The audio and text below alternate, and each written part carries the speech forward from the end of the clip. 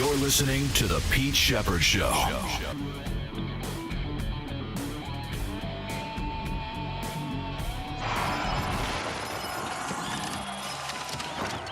it's good to be back. He's throwing for the end zone, and back there the catch is made. Sheppard has 6. A 3-touchdown game for Maine. Yeah, 2nd and 10. Here is Barkley, left side, big hole. Saquon Barkley! Uh-oh!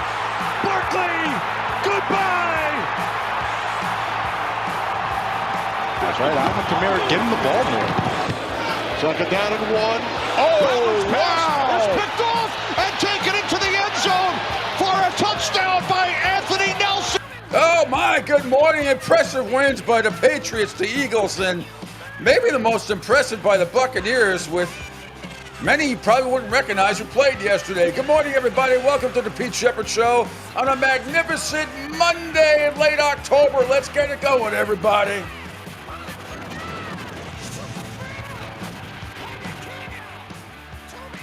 Oh my goodness, welcome to this great Monday morning. Here is October 27th, 7:02 Eastern Standard Time. How's everybody doing around this great country of ours and around the world? Thanks for checking the Pete Sheppard Show out on the Coastal Sports Digital Network and the video platform, and all across YouTube, Rumble, Kick, CSD in Florida, LinkedIn, Instagram, Odyssey app, 727-858-6650 to call or text the show. And man, we have a lot to discuss today. Jay Flanley coming up at 8:05. We'll talk a lot of college football with him. What an unbelievable day in the NFL once again. Can the Cincinnati Bengals suck anymore? I mean, if there is a definition and a picture of suckiness in the dictionary, put the Cincinnati Bengals up there. The Miami Dolphins finally win. Yay, yay, yay. Wait till you see their horrible, the celebration in the locker room afterwards. But we begin with the Patriots, the Eagles, and the Buccaneers. All impressive wins. Patriots clobbering Cleveland 32-13. Down 7-0 early. Talked about this all last week, especially on Tuesday, Thursday, and Friday. Patriots just give up a score every single time on the team's first possession. Then they just dominate. I mean, dominated. And despite Myles Garrett, who had a monster day of 5 sacks, he was livid at the end of the game when he came out. I mean, I kind of understand it, but on the other hand, the game was out of hand. You don't want your best player hurt in garbage time. But he was pissed through his helmet. Wait to hear what he had to say afterwards in the locker room. But the Patriots have won 5 in a row for the first time since 2021. That was Mac Jones' rookie year. Remember, they went on to the playoffs and they got clobbered by Buffalo. But nevertheless, the Philadelphia Eagles, minus A.J. Brown, all of a sudden the offense is a clicking big time. They clobber the Giants yesterday, 38-20. Tampa Bay wins 23-3 with no Godwin, no Evans, no Bucky Irving. It was amazing. They are just and in a place where they have had their full roster at times, even with Tom Brady and with Baker Mayfield. That place has been kind of a house of horrors for the Tampa Bay Buccaneers, and they played a really, really outstanding football game yesterday in winning 23-3. And Todd Bowles, we're going to get highlights and we got video from all the stuff. Josh Prey, our great comedian buddy from Immokalee and Naples, who's usually, every time the Gators lose, has been in front of a big Gator brand, has been in front of a church, he's been in front of a funeral parlor, not to mention Denny's or Taco Bell. This weekend, he was at Vandy, and it's kind of funny. We'll eventually get to that and there. We've got an NBA and NHL recap as well. Celtics can't get out of their own way. They fall to 0-3 for the first time since 2013, 2014. Could have won yesterday. Could have won against Philadelphia. Blew it. And the Knicks, they got down by 20 in a shitty second quarter. Came back. They cut the lead to single digits anyway. There so far, right now, it's all about the NFL and college football. And Brian Kelly gets fired. I still can't believe. All week long, and on all the college football shows that I watch College Football Live. It's on Tuesday through Friday. Everybody knew that Brian Kelly would be in serious trouble if they lost that game to Texas A&M. Kelly and LSU had been 20-1 at night games. But I figured, and others, mostly everybody in college football said, well, he may get fired, but there's no way they're going to do it in the middle of the season. Well, guess what? They did.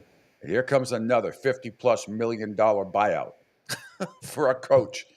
It's criminal. It really is. And with all of that, we're going to get into all of that, and we'll have Brian Kelly's response after their loss to Texas A&M. Tons of response from my Patriots, Angels, Eagles, the Tampa Bay Buccaneers, and we'll sprinkle in a little bit of Miami Dolphins, my Miami Hurricanes. Clobber Stanford, as they should have, down 7-0, then scored the next 42 points, and somehow dropped one spot in the polls. I swear to God, there is such a hatred for the Miami Hurricanes out there. You can't win by 35, score 42 points in a row, cover the line, cover the over, and you still drop in the polls? What are you supposed to do? How do you drop one spot in the polls from doing that? They put BYU ahead of them. I mean, I really don't understand it. I really don't understand it. And they got a tough game this week at SMU, noontime on ESPN. But with all of that, finally, we welcome back the one and only Angel Martinez up in Tampa Bay. Good morning, Angel. Welcome back, my friends. Great to see you. You missed all of last week. You were quite ill. But glad to have you back. And how you feeling? Feeling good. Good morning, Pete. Good morning to everyone out there. And thanks to some folks who sent out some well wishes. Appreciate it. But feeling good, at least coming back. If I run off the screen, it's because nature calls. But nonetheless, other than that, pretty good. Prune juice?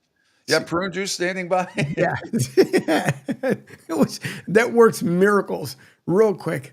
But no, it was nuts to be off last week with everything that happened, the whole gambling thing, which I still think there's going to be more and more of it to come down, especially now that college, you're able to bet on college games, which is going to be friggin' even bigger. Hopefully.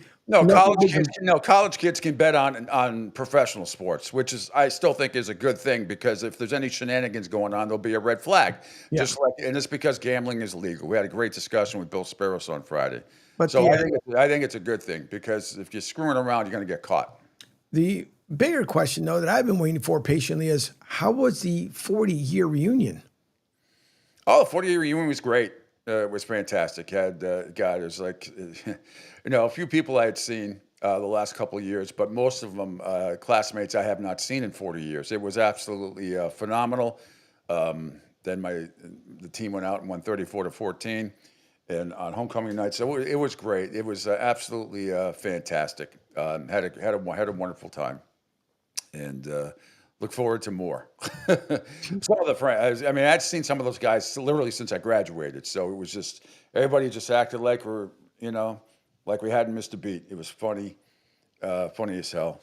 Heard some wonderful story. I had a couple of classmates that had my dad as a dentist back in the day, and they were telling some stories about this one kid, Steve. Steve had who fell off his bike and busted his front teeth open and everything else. Jeez. Anyway, it was an emergency visit to my dad and blah blah blah. It was funny stuff. We had a great time. What about the three guys that you showed the picture earlier on your Facebook, like a month before everything happened? Did you run into them as well? Well, no, a lot of except for David Caprio, the judges. May his rest in peace. No, all those other guys in that picture were from junior high. So none of those guys except for David went to Hendricken with me. They were all junior high friends back in the day, and they're still great friends. Unfortunately, I didn't get to see a lot of them. A lot of them don't live in Rhode Island anymore. They live in Massachusetts. But it was a beautiful weekend. It was nice. It was in the low 60s and sunny and great. But had a great, wonderful time. So Mark DeCiccio, the principal, was absolutely fantastic, and Coach Croft gave a motivational speech that would motivate any NFL team. It was great. We had we were in the prayer garden at the a little prayer ceremony before the game and everything. It was great. I loved it. Food was really good. Some beer and wine and stuff for the rest of us. Everything was fantastic. Paul Riley did a great job. My classmate and Jimmy Murphy of setting everything up. So they deserve a lot of the praise for everything. So it was just a lot of fun. Seeing a couple of ex-teachers there as well. It's just funny. You still want to call them Mister. Yeah. It's just whatever. It was fun. It was fun. Anyway, so I'm glad you recovered this weekend. Yes, I did. Eagles did. Everything's good. Phillies not so much still, no matter what. And the script is already written. Everybody knows the Dodgers are going to win the World Series. It's freaking written. I don't know about that. I still think it's going to be interesting. They're favored for a reason. But look, you saw what the Dodgers, what Toronto did to Blake Snell. Blake Snell looked unhittable before that game, and they blasted him around pretty good. You don't know. I still think it's going to go at least 6. And tonight's a big game 3. The Dodgers are a big favorite once again. But look, I think there's going to be on paper this looks like it's going to be a lower scoring game. Well, game 2 was what, 5-1. Yep. I don't know. This Toronto team reminds me a lot of the Cincinnati Reds in 1990. They were a huge underdog to the Oakland A's, who were coming off their World Series before win against San Fran in the Earthquake series. So I'm not counting them out yet. They're too good of a team. I'm not counting them out yet. And maybe the Dodgers bullpen. They got a complete game once again for Yamamoto. Unbelievable, 2 complete games in a row. But you saw the Dodgers bullpen implode in game 1. So we'll see. We'll see. I'm not saying the Dodgers can't win it or won't win it. By the way, Gabe Morency's going to join us on Wednesday this week live from Chavez Ravine. Live from Los Angeles. He will be at game 5. So we're going to have him on Wednesday instead of Friday.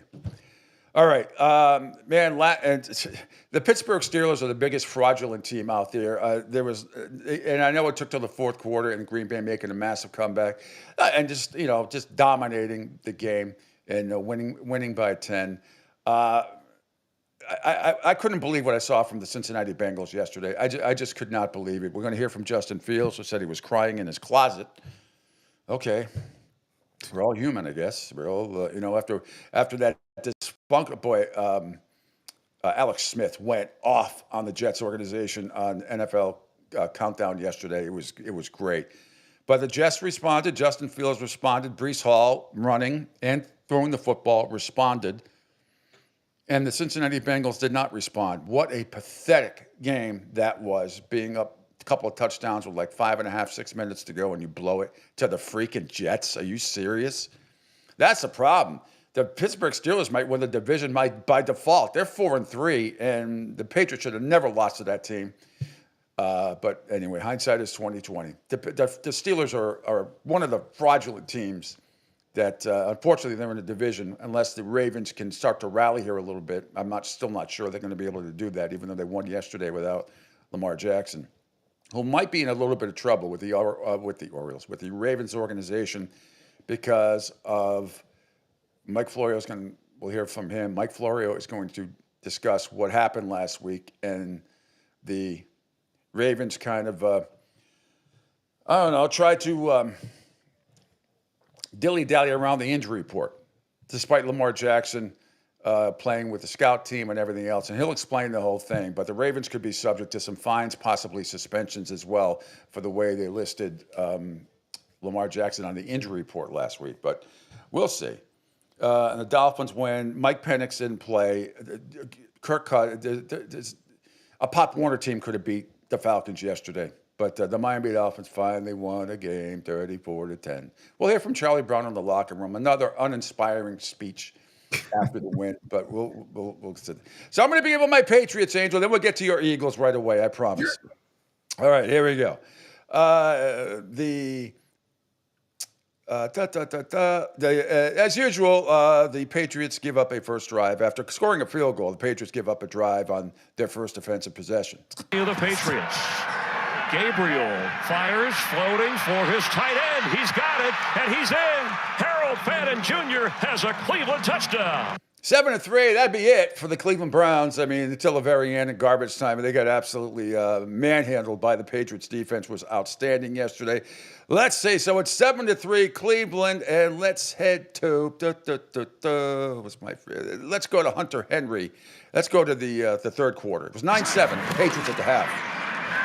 May has it to the end zone. Touchdown, Hunter Henry. Drake May, the touchdown pass from there, first of 3. Here's number 2. Play down here. Quick toss. Catch made. Diggs has a touchdown.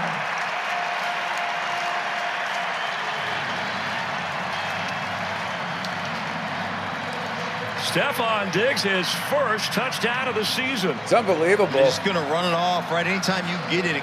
First touchdown of the year for Stephon Diggs, and the celebration afterwards was fantastic. He was like a kid in the candy shop. It was great. It was like the first time he ever scored. It was great to see, and you could see the chemistry, the bonding that's happened with the Patriots.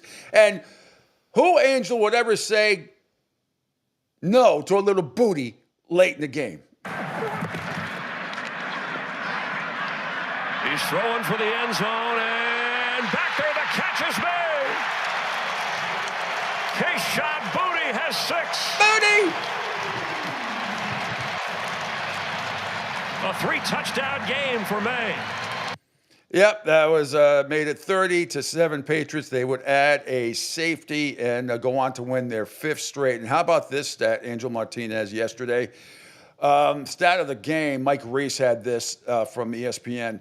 The Patriots are the only team since 1950 to go the first 8 games of a season without allowing an opposing running back to reach 50 yards in a game. That is impressive. Let me tell you, that is very, very impressive. All right. After the game, we'll get to it, but I do want to say congrats. Myles Garrett had an unbelievable game. Will Campbell and the rest of the left side of the offensive line were getting schooled, but Josh McDaniel and company made some great adjustments. That was such a well-coached game by Josh McDaniels, the OC, and obviously Mike Vrabel for the Patriots. But Josh did a great job of adjusting. But here are really the big highlights for the Browns yesterday. Watch. There's From one. Fox. One. Here comes 2. Step underneath. Rip.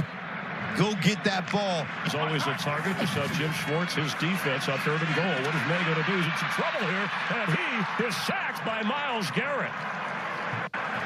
You want to find out where 95 is right here. Watch. They're going to use 2 guys, 1-2, on him, and still the ability to defeat the first guy, then slap this hand of the second guy, Will Campbell, and still get to the quarterback. Unbelievable work by that guy, 95. May looking the other way, and now he's in trouble, and they're going to bring him down. At the 19-yard line, Myles Garrett, his 2nd sack of the game. All right, he would go on to have 5 sacks in the game, but at the end, Stefanski pulls him out of the game. And the game was out of hand, but Myles Garrett was pissed. He threw his helmet. Afterwards, was not happy that he got pulled out of that game despite the score. I'm frustrated. I want to win. I don't care how much time is on the clock. They got their starters in. There's a chance we can win. I want to be a part of that. I don't care how dire the situation looks. I'm want to try to make something happen. So I hate coming out of those situations. I hate, that kind of inevitability and not being able to do anything about it, because I want to win and I'll do anything.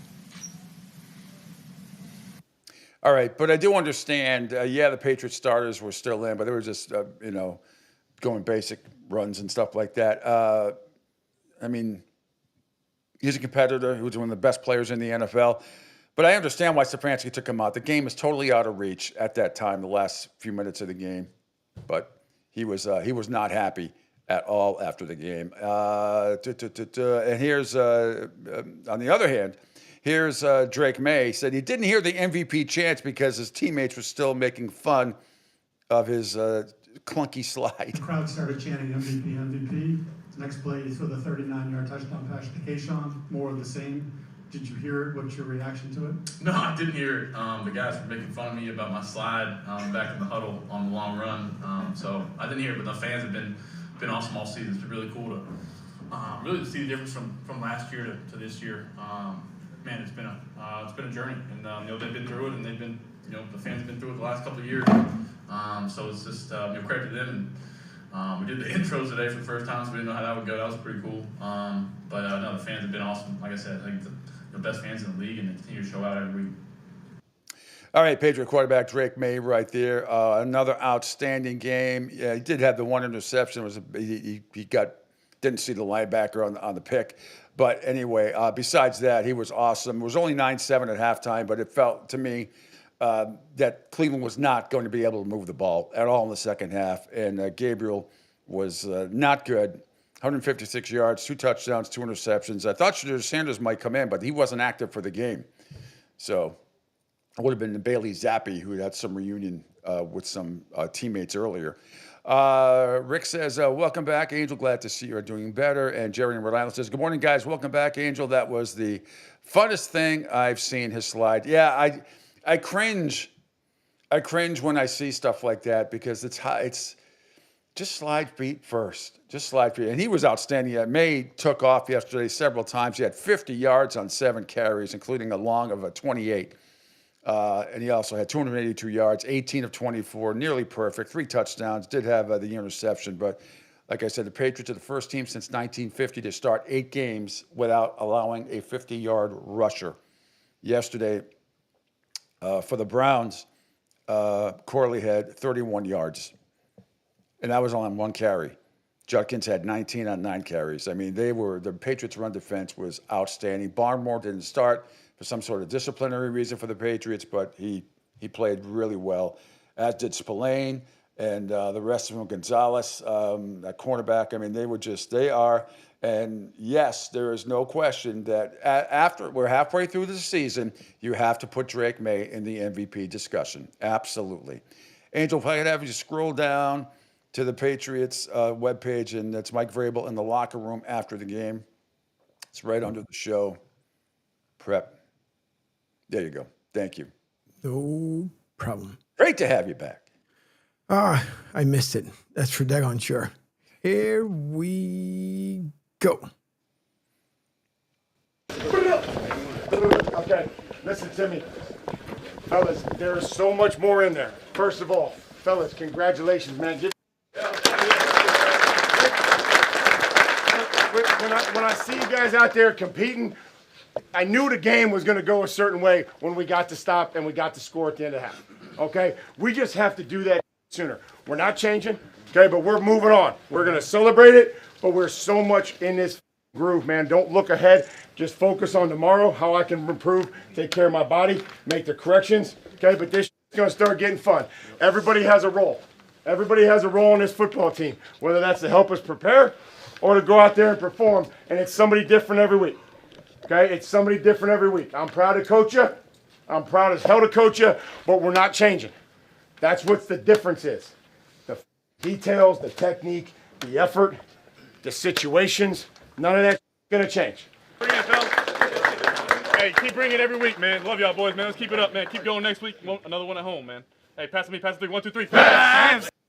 All right, great stuff from Mike Vrabel. Patriots and Drake May completed to 7 or 8 different receivers. It was great to see Travion Henderson get going. He was really good yesterday, 75 yards on 10 carries. Ramondre Stevenson, 34 yards on 14 carries, but did the job. Absolutely did the job. Pop Douglas with an unbelievable catch in that game yesterday as well. Hollins was fantastic. He was the leading receiver, 89 yards on 7 carries. So the Patriots get it done again, 5th win in a row, and the first time since 1950 that that any team in the first 8 games has not allowed a 50-yard rusher in the game. All right, let's move on to Angels, Philadelphia Eagles. Dun, dun, dun, dun, dun, dun, dun, dun. How about this? Early on, here comes Barkley. On 2nd and 10. Here is Barkley, left side, big hole. Saquon Barkley! Uh-oh! Barkley! Goodbye!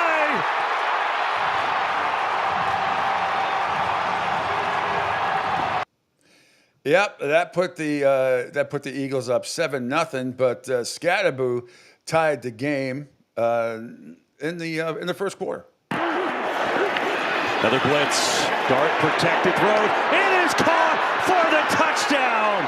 Dart beat the blitz. Scadaboo on the receiving end, and the Giants are in for 6. No singing about Scadaboo this week. That was an unfortunate injury. It was disgusting. He dislocated his ankle, and that really sucks. Hate to see anybody get hurt like that, and he's more than likely, I got to figure, be done for the season. That really stinks. So the game is tied at 7, but here come the Eagles again. Barkley this time through the air. 2nd and goal. Blitz coming. Hurts. Barkley wide open. Touchdown, Philadelphia.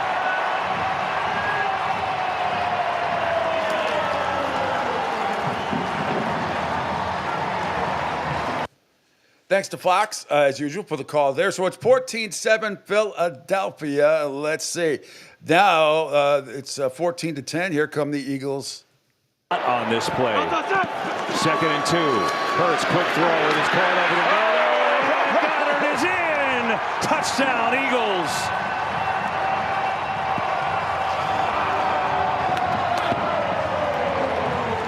$21-10 Eagles on the pass from Hurts to Goddard, and then there was another one. Hurts on the keeper. Zone read. He's got a man wide open. It is Goddard who walks in. Touchdown number 2 for him and for Philly.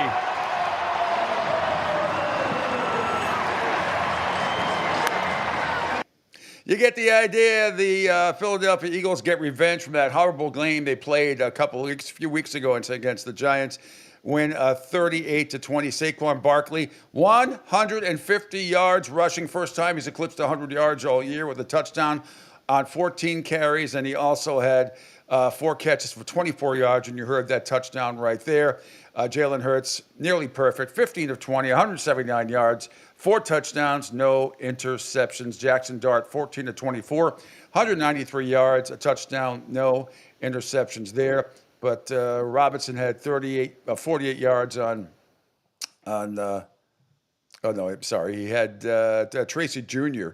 only had 39 yards on 10 carries rushing the ball, and Robinson had 48 yards. He was the leading receiver, 48 yards leading receiver on 3 attempts. So after the game, let's see, Jalen Hurts is proud of their running attack. Saquon being Saquon, and he had those opportunities. He took the most.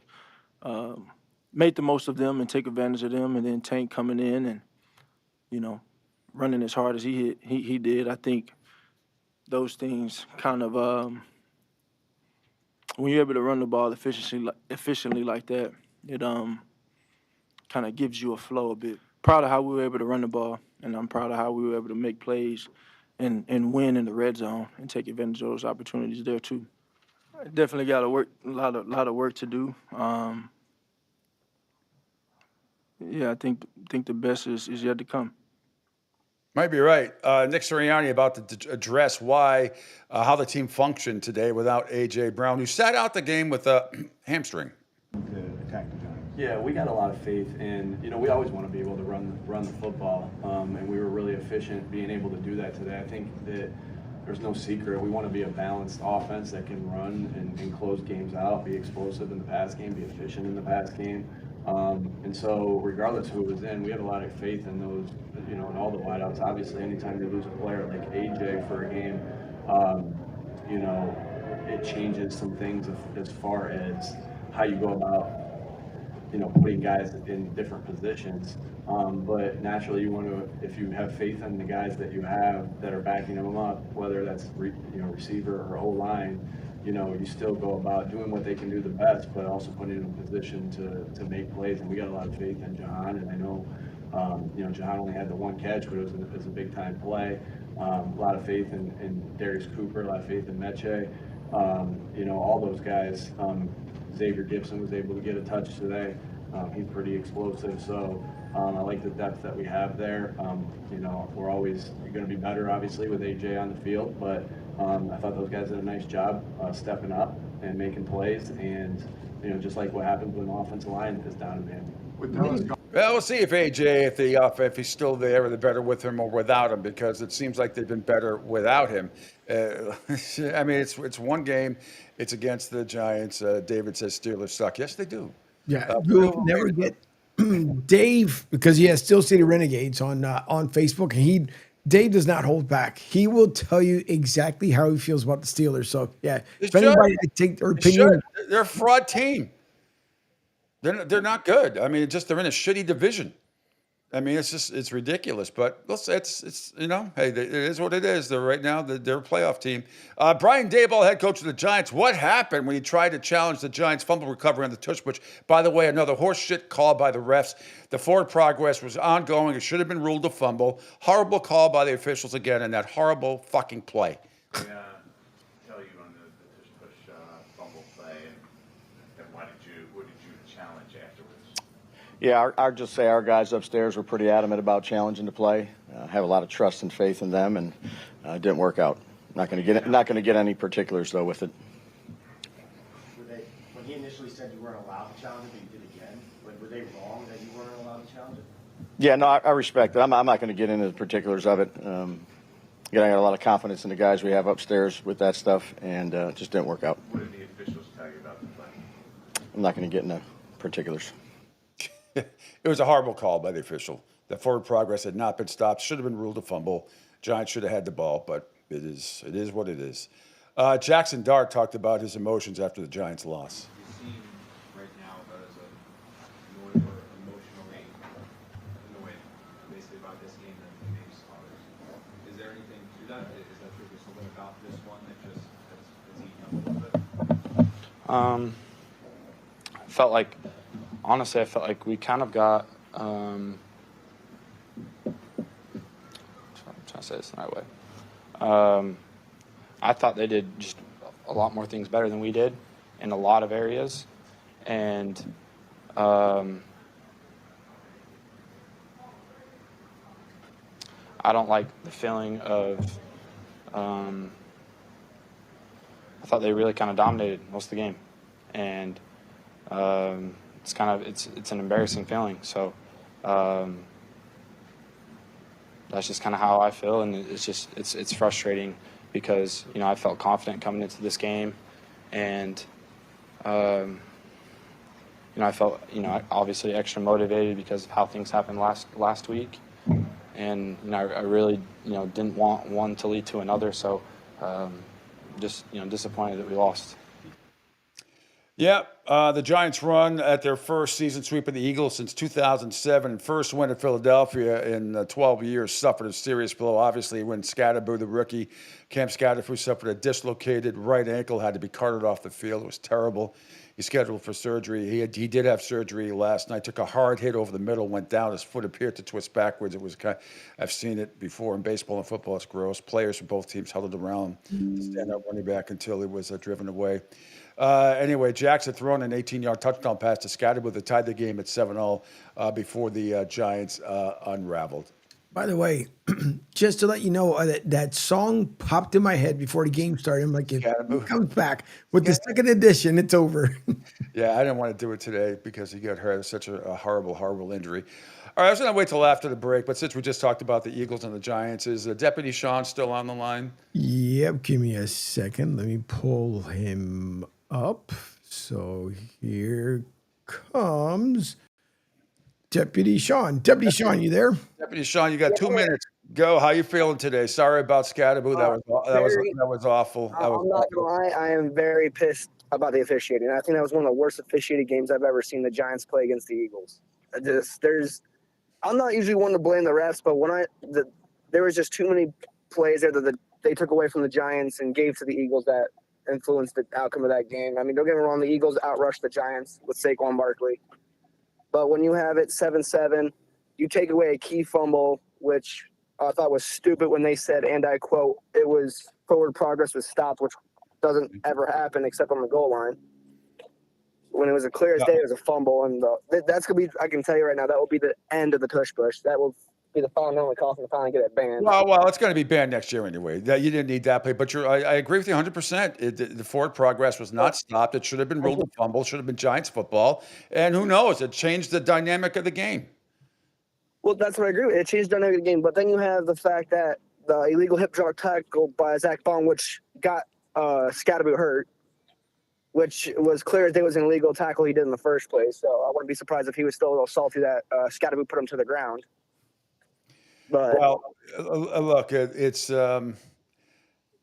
Scatterbo's injury is huge. The referees withstanding. Still, the Giants. Look, Philadelphia. I didn't think there's any chance in hell the Giants were going to lose. We're going to win that game. I just didn't. I mean, it didn't help about the ref because they just don't win there. It's hard to sweep that team, especially. It would have been better if it was the calls that didn't go against the Giants that gave Philadelphia the 2 touchdowns when you had the false start. Or what should have been a false start on the tackle that ended up being a neutral zone infraction on the defense. You had the defensive pass interference, which I don't see where that was DPI. But then when the Giants got the 68-yarder, they said Slayton pushed off on Mitchell when Mitchell was holding him before he tried to push off him to break out. Yeah. So it should have been, if anything, offsetting penalties. And then you had the illegal block in the back on Wandale, which even Tom Brady said that it was a call. That it was just a weak call that shouldn't have been called. The defender was already falling down.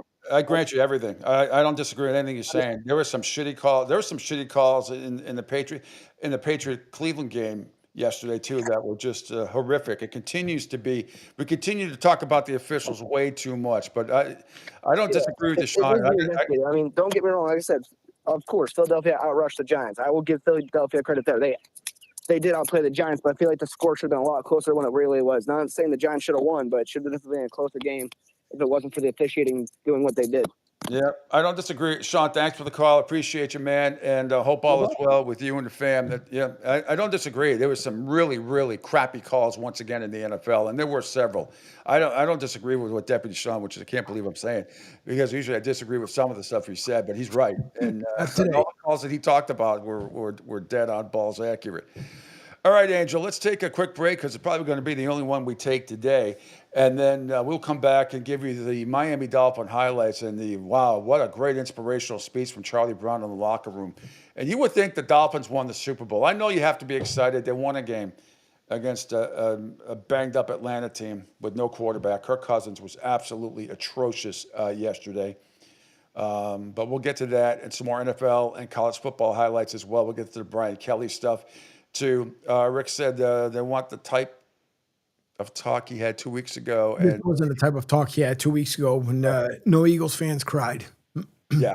Well, there were some crappy calls in that game too. Yeah, that went against Philadelphia, if I remember correctly. All right, Phil Castanetti, Sports World in Saugus, Mass. is New England's place to buy or sell the finest in sports memorabilia. For over 35 years, Sports World has offered the finest in sports collectibles. So head on down there to Phil Castanetti Sports World, 184 Broadway in Saugus. Call 781-233-7222 for more information. 781-233-7222 for more information. Sports World in Saugus, be there. Quick break, right back with more NFL highlights, and we'll hear from Brian Kelly as well. All part of the Pete Sheppard Show on a magnificent Monday on the Coastal Sports Digital Network. Hi, folks. This is Gerard Moynihan of Moynihan Lumber, and I would like you to know that our company has been selling Anderson windows for over 60 years. See the complete line of Anderson windows at any of our 3 locations in North Reading, Beverly, or in Plastown, New Hampshire, or at MoynihanLumber.com. Hey everybody, it's Pete Sheppard from the Coastal Sports Network. Want to tell you about my good friend Lou DiMuzio and his company. Lou is the president and founder of Ace Technology Advisors. They're big-time tech specialists. At ATA, they're able to craft, implement, and manage the best and most appropriate solution for your business. They leverage their industry-leading experience and their portfolio of technology partners to improve your best practices and infrastructure. So you can get a hold of them at 888-599-4223. That's 888-599-4223. Check them out on their webpage, www.acetechadvisors.com. That's www.acetechadvisors.com. Or you can email them, sales@acetechadvisors.com. Check out my friend Lou DiMuzio and Ace Technology Advisors. Right now, our country feels divided, but there's a place where people are coming together. I gotta tell you, I was nervous to talk to someone so different than me. Me too, but I'm glad we are. Love Has No Labels and One Small Step are helping people with different political views, beliefs, and life experiences come together through conversation, and it feels good. Wow, your story is so... Interesting? Yeah. When people actually sit down, talk, and listen to one another, they can break down boundaries and connect as human beings. At lovehasnolabels.com/onesmallstep, you can listen to amazing, life-changing conversations and find simple tools to start a conversation of your own. I know one thing. This conversation gives me hope. It gives me a lot of hope, too. Take a step toward bringing our country and your community together by having the courage to start a conversation at lovehasnolabels.com/onesmallstep. A message from StoryCorps, Love Has No Labels, and the Ad Council. People do some pretty cool things in their 40s and 50s. Why should saving for retirement be any different? I mean, they go back to college, learn new instruments, start skateboarding. Whoa! Okay, maybe that one's not for everybody, but saving for retirement is. With aceyourretirement.org, you can get on track with your retirement savings no matter your age. Just have a 3-minute chat with Avo, the friendly digital retirement coach from AARP. You'll get personalized recommendations based on your input that are easy to understand and work with your lifestyle. It's quick, easy, and free. Plus, it's sponsored by AARP, so you know they got your back. Woohoo! Gnarly move, Dad. Thanks, sweetie. So wherever you are in your retirement savings journey, head to aceyourretirement.org and start chatting with Avo today. That's aceyourretirement.org. A message from AARP and the Ad Council. Adopt US Kids presents What to Expect When You're Expecting. A teenager. Learning the lingo. Today I'm going to help parents translate teen slang. Now, when a teen says something is on fleek, it's exactly like saying, that's rad. It simply means that something is awesome or cool. Another one is totes. It's exactly like saying, totally, just shorter. As in, I totes love going to the mall with Becca. Another word you might hear is jelly. Jelly is a shorter, better way to say jealous. As in, Chloe, I am like so jelly of your unicorn phone case. You don't have to speak teen to be a perfect parent. Thousands of teens in foster care will think you're, rad, just the same. To learn more, visit adoptuskids.org. A public service announcement brought to you by the U.S. Department of Health and Human Services, Adopt U.S. Kids, and the Ad Council. This is the story of a very special woman. In a matter of seconds, she turned herself into a great mathematician or an entrepreneur. Her knowledge was limitless and still is. She could also make monsters disappear, especially those that lurked in the shadows under the bed. Once, this woman put back together a teenage girl's broken heart, which had been shattered in 1,000 pieces, just by giving her a bear hug. She masqueraded as a regular person at work, but as a superhero at home. Everyone knows her as Gabriella. I still call her Mom. Your hero needs you now, and AARP is here to help. Find the care guides you need to help, complete with tips and resources at aarp.org/caregiving. A public service announcement brought to you by AARP and the Ad Council. The Pete Sheppard Show. It's fun for the whole family, if it's dysfunctional.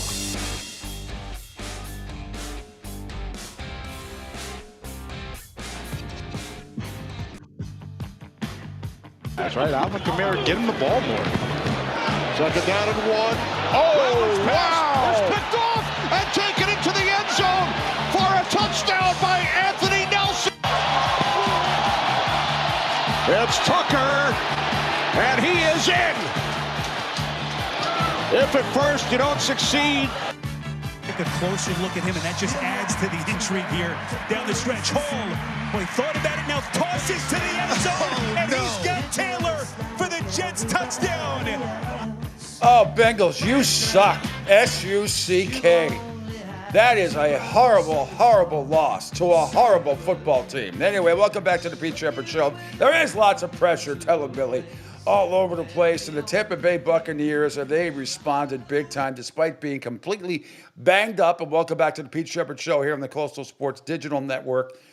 Anthony Nelson, you heard there with the, I don't know what the hell was going on with Spencer Rattler not seeing it, but had an interception for a touchdown to go with a forced fumble and 2 sacks. And Sean Tucker ran for that 1-yard score on 4th down. And Tampa Bay beat the hapless Saints yesterday, 23-3. Angel, if we could scroll down to get to head coach Todd Bowles after the game, it's right under the show. And here's Todd Bowles in the locker room celebrating, and rightly so, for the Bucs. ¿Dónde está? Here we go. Hey guys, great job, division opponent. That puts us up a little bit and gives us some room. You guys did a hell of a job fighting through that. Not an easy place to play. Not an easy team to play. For damn sure. Don't take that for granted. Wins are hard to come by in this league, as you see every Sunday. I said I'd give you guys off the whole week if you want. Why you got the whole week? They have a bye week. The next game is against the Patriots. We got the week. We got the week. We got the week. Go ahead. Hey, fellas, hell of a win, man. Hell of a win, man. Like Coach said, man, don't take these for granted, baby. We finna go ahead and take this week off, get better, and come back stronger. Family on 3, 1, 2, 3. All right, first-year coach, Saints coach Kellen Moore inserted quarterback Tyler Shaw late in the third quarter. Remember him from Louisville. But the switch didn't help at all for the Saints. They're now 1-7, tied for the worst record in the NFL with the Jets and Tennessee. But great win by the Buccaneers, 23-3. Baker Mayfield, not flashy numbers.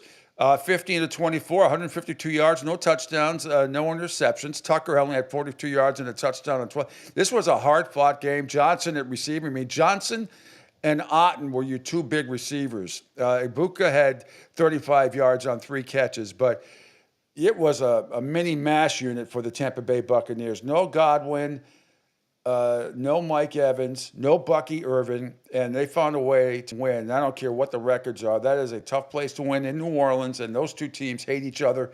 That was an impressive win. And Bucs could have won by more. Early in the first quarter, they had first and goal at the 1-inch line, couldn't get in. Got stopped on all 4 downs. But nevertheless, they made enough plays. They go on to win 23-3.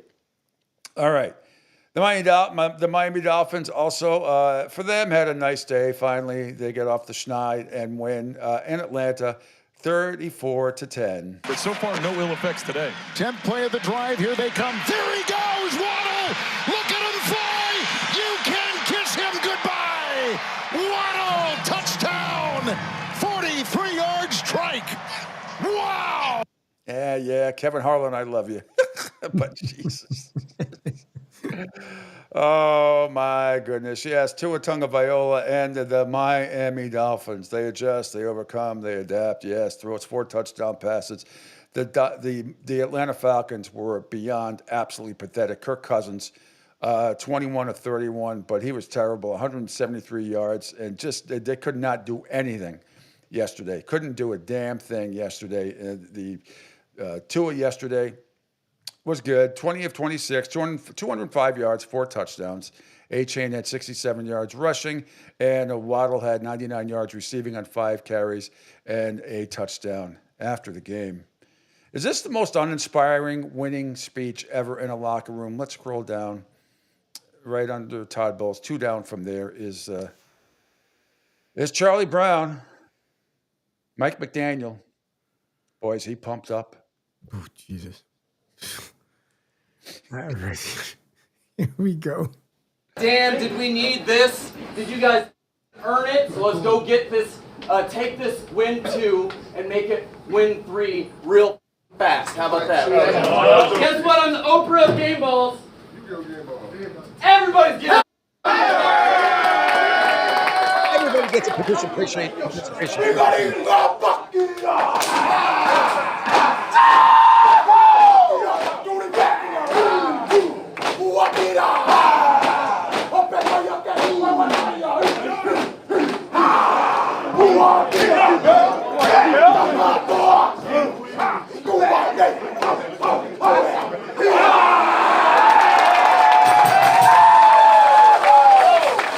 Momentum, man. Momentum. They come in bunches, man. Let's come back to work. Let's get this damn win. It feel good. Let's get it on Thursday. Let's keep rolling, baby. Yeah. Let's go, y'all. Bring it in tight. Bring it in tight. Loud and proud, man. Make this the best one yet. Hey, Dolphins on 3. Dolphins on 3. 1, 2, 3. Damn. Oh, my God. They will lose Thursday night in Baltimore when they take on the Ravens. Yep. Actually, they're at home against Baltimore. They will still lose that game. It's whatever. It didn't. What was that dance they were doing? Did I see that at Gilligan's Island one time when the headhunters were invading and they did some crazy, stereotypical, stupid dance that they did back then? No, I don't know what that was, or they were making fun of the Falcons and the dirt. I don't know what that was, but okay. No. So depending on where in Hawaii, so I don't know if they call it a tribe. Sorry, I don't want to get it incorrect, but So they do a Hawaiian dance in particular to the area where you're from. Yeah. So yeah, that's what he was doing. Basically, one of his dances from Hawaii. Okay. Got that. Yeah, one of those things. I understand. But Mike McDaniel's like, there's no motivation. That's like, hey Pete, I really hope we have a great show today. We're going to show everybody we can do this. Participation trophy. Yeah. The Jets somehow beat the Cincinnati Bengals yesterday, 39-38. They played you the go-ahead touchdown. I'm not going to play all these other freaking stupid highlights. The Bengals suck. I mean, just absolutely pathetic. I'm going to get my buddy Mike Petrelli on this week and try to explain this team. This was just absolutely awful. And Alex Smith earlier on Sunday on NFL Countdown just blasted the Jets, and rightly so. Woody Johnson, what he did last week, and it just is. They're a completely dysfunctional organization. There's no question about it. Completely dysfunctional. By the way, before that, I do want to say condolences to the Mangold family. That was unfortunately, he had been very, very ill with a kidney disease, and he passed away yesterday at the age of 41. Yeah. One of the few Jet players I ever liked. He was a great center. I know Rex Ryan had a tearful, emotional speech, which we might get to in a little bit here during the show yesterday. But after the game, Justin Fields said he'd been crying in his closet over the season. It's been a lot of, it's been a lot for me, emotionally. Spiritually, when I was on the field, I was damn near about to start crying, but not because we won, but just because of the goodness of God and just how everything, works for the greater good. Everything that I've been through this past week, everything that we've been through as a team these past 7 weeks. There was a lot of ups and downs. I got a lot of support from my teammates, from my brothers, from my family, from my friends, and most of all, I'm just thankful. Thankful for the Lord's that He blessed me. I mean, shoot, yesterday I'm praying like crazy, just for a win, and this I'm gonna get pretty vulnerable right here, but this week I kind of, I found myself in my closet crying, on the ground, laying down, not because of the hardships, not because of the troubles. I felt like, I was built to handle that, and I was put in place to handle this situation. But in that moment when I was talking to my best friend, how hard it was, and just, not wavering faith-wise. I just had gotten a text from my sister and my stepmom, and it was just an encouraging text on, just keep going and keep spreading the faith. And they just sent me a link on social media, and I tell you guys all the time that I'm not on social media, so I didn't see it. So that was just it was just a sign from God for me to keep going, and that, I'm in the right place. Yesterday I was just praying over and over and over again, like, just one win, and but all that to say is that God is real, God is good, and everything that we go through in this life is for a purpose. So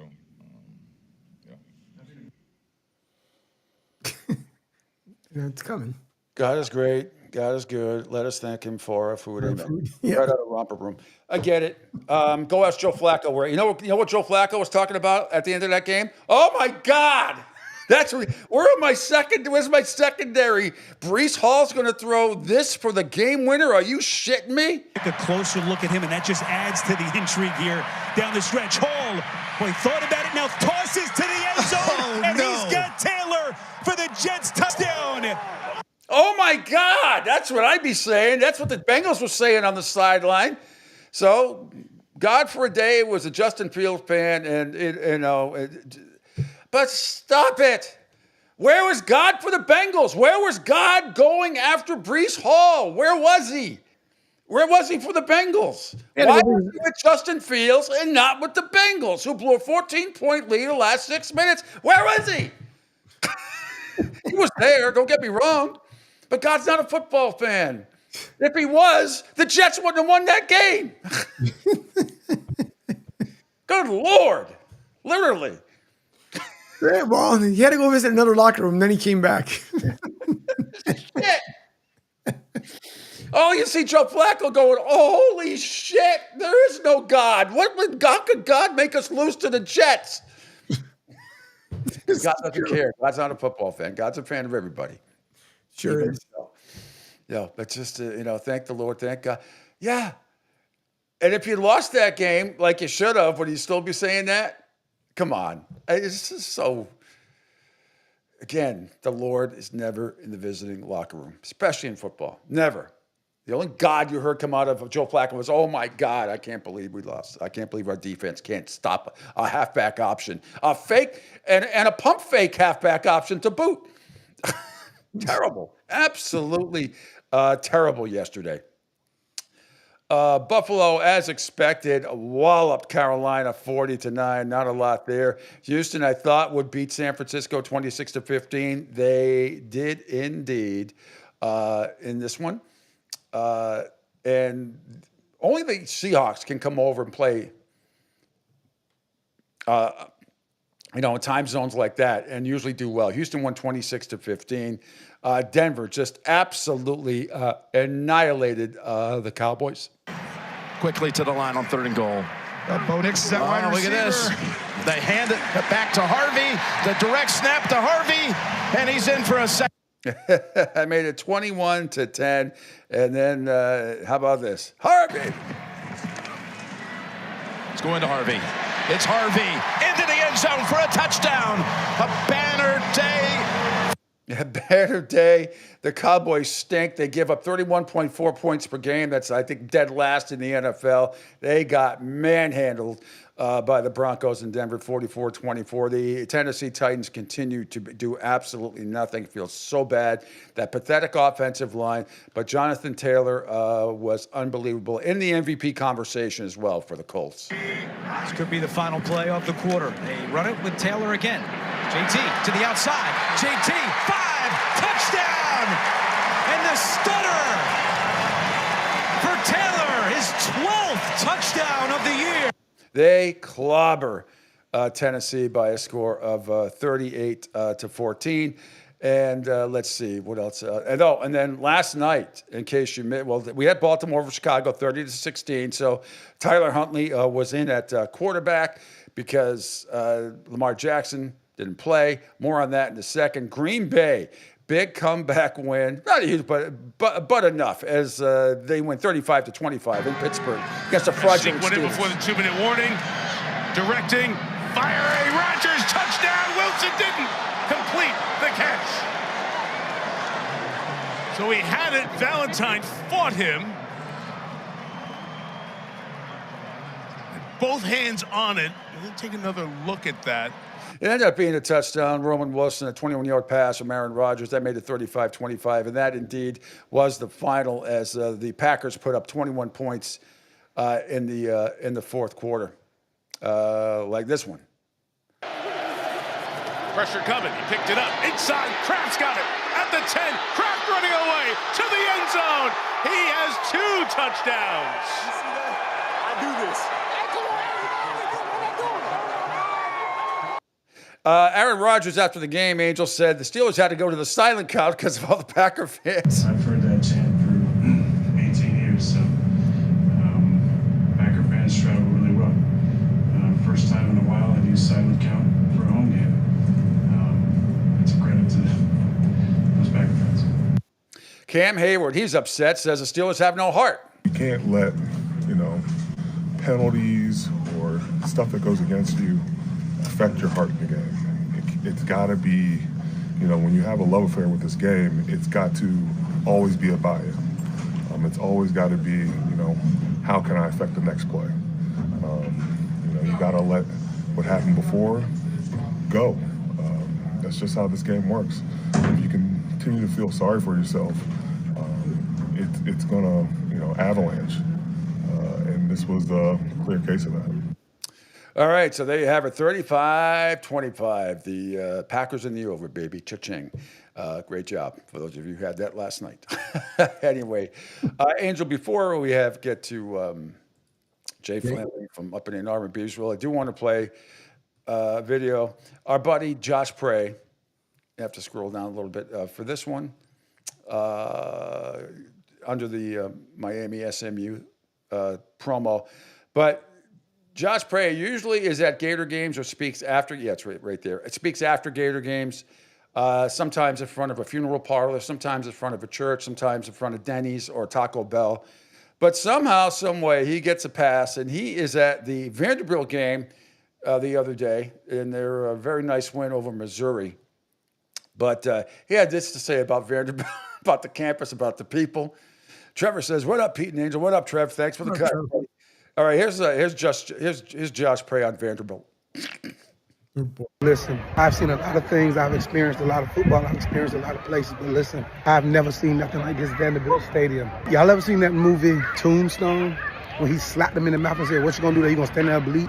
Vanderbilt is where you come if you eat steaks with your legs crossed. Vanderbilt is where you come when nothing makes you flinch. Like somebody can hit you in your face with an anvil and you won't say, Vanderbilt has the type of fans that owns houses and mansions and property in heaven already, and they ain't even been there yet. Vanderbilt is the type of community that they get Bentley oil changes in their Toyota Corollas. Vanderbilt got the type of atmosphere that if you asleep at night and you know you ain't doing right and your woman went through your cell phone, you'll wake up and you'll say, "That's the wrong code. Here's the code to unlock the rest of the phone. You missing some things." Vanderbilt has an atmosphere that if you died today, you're going to go down and tell the Grand Reaper, "I ain't ready to die. Send me back." And you're going to make sure they send you back in an Escalade with tinted windows, with leather seats and muffins and stuff. If you've ever thought about attending a Vanderbilt football game, I suggest you do, but make sure you smell the best, because the person next to me smelled like Baccarat from the creator of Baccarat. Vanderbilt has the kind of women in their fan base that'll make your credit go up. If you a man with bad pH balance, a woman will kiss you and straighten you out. If you have diabetes, you won't have diabetes no more. The entire community and atmosphere. In the fourth quarter, they played the song Shout. Put your hands up and shout. I saw a 67-year-old woman take her bra off and throw it in the air, and the bra just stayed there. The bra didn't move. Vanderbilt Commodores. If you want to play football, want to attend this school, there's no way in hell you're going to get a degree from here and not be a millionaire by the time you finish. You can have SpongeBob SquarePants type paychecks. Once you finish here, I guarantee you're going to be one of the most powerful people in the world. When they say the Illuminati exists, it's because they all went to Vanderbilt University. My name is Josh Prey. I've never experienced nothing like this. This shit is different. And here's a highlight. Pavia keeps it. Pavia leaps. He scores. Touchdown Vanderbilt. That's a good football team. I feel like Vanderbilt's being shoved down our respective throats, but here they are. They did it again, beat Missouri 17-10. All right, I did want to, and I still don't understand the AP rank. I still don't understand how they dropped Miami from 9 to 10. It's not a huge deal, but it's frustrating nevertheless. They beat Stanford. They down 7-0. They scored the next 42. They won the game 42-7. They cover the line and they cover they cover the line and they cover the over.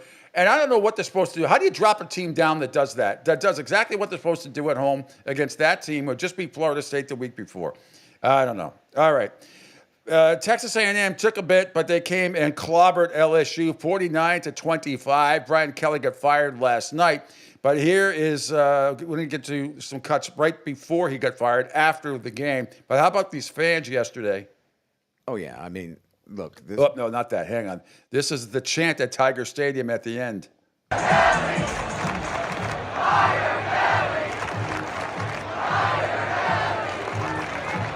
Fire Kelly. Absolutely. Here is Brian Kelly's message to LSU fans after the loss. Oh, yeah. I mean, look, this is an extremely disappointing night, right? And the fan base, our fans are disappointed, like any fan base would be, whether I'm here at LSU or any other school.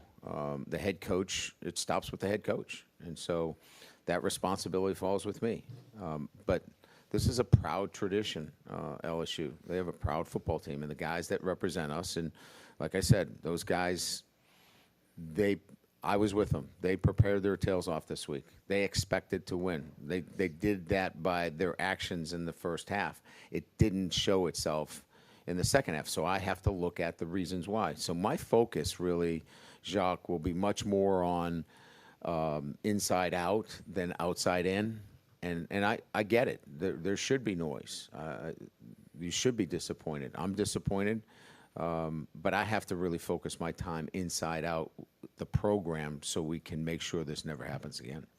All right. And then Brian Kelly went on to say, well, you won't have to worry about that anymore. And Brian Kelly's response when asked about his future as the coach after the game. It's impossible for the head coach that's been here, for 4 years and 35 years of doing this to think anything else but this is my responsibility and we've got to get it turned around.